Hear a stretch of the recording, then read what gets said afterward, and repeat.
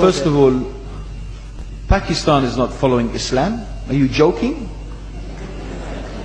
I'm saying not Pakistan, we have 90% Muslim. Muslim means follow Islam. But Muslim, what Muslim? What Muslim? I remember 15 years ago, it's not today and I heard it's worse, 15 years ago I remember going to a wedding in Pakistan. A wedding where men and women were mixing freely. Where the bride was dancing on the stage with all the male members of the family dancing on the stage. I'm sure somewhere around, we probably hidden in a corner then, but I hear now it's open, drinking alcohol. What Muslim are we talking about? This was 15 years ago. Now I hear it's even worse. Oh yes, they're Islam. When the bride and the groom are walking to the car, they're holding the Quran over their head for blessing. That Islam? That's not Islam. What Islam is that? That's exactly the thing I'm talking about. That's why Muslims are in such a mess. Because of this nonsense, this hypocrisy, actually they are insulting the Quran by doing that. Amongst all of this haram, they think that the Quran, holding it over their head, is going to bless them because they're holding it. What is that? Where did they get this from? So, I don't know what we're talking about. In fact, this is the problem. You see, the Muslim world itself is so far from Islam. So many you find here in India. Well, I know it's not a Muslim country, but there are lots of Muslims here.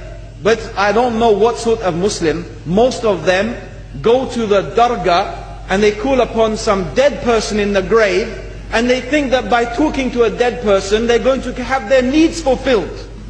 What's the difference between that and worshipping an idol? There's no difference, believe me. It's shirk. I've seen it myself with my own eyes. I'm praying in the masjid, the adhan goes, the people are praying in the masjid, and the people in the dargah are not coming to the mosque to pray. They're still going around the dargah and making all their whatever the things they do. What's that? That's not Islam. You go to many countries, you find Pakistan, you want to see Islam in Pakistan. You know, in England, in every street corner we have a pub. You know what's a pub?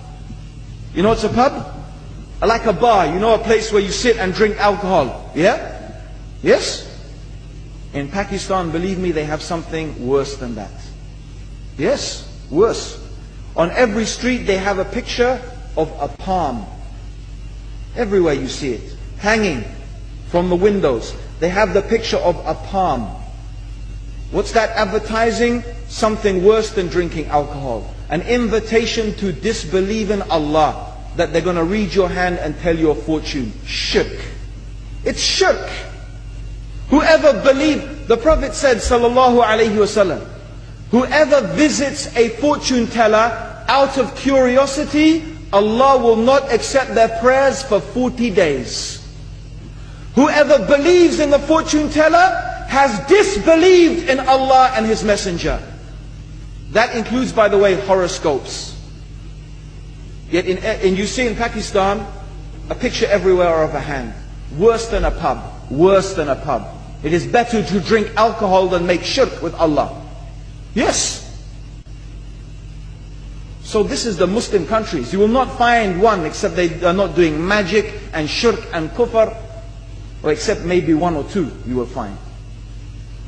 So this is the state of the Muslims. So no wonder we're in the confusion and the chaos. So these are not good examples. And this is really, in fact, the very reason that I'm saying why we are in such a big mess.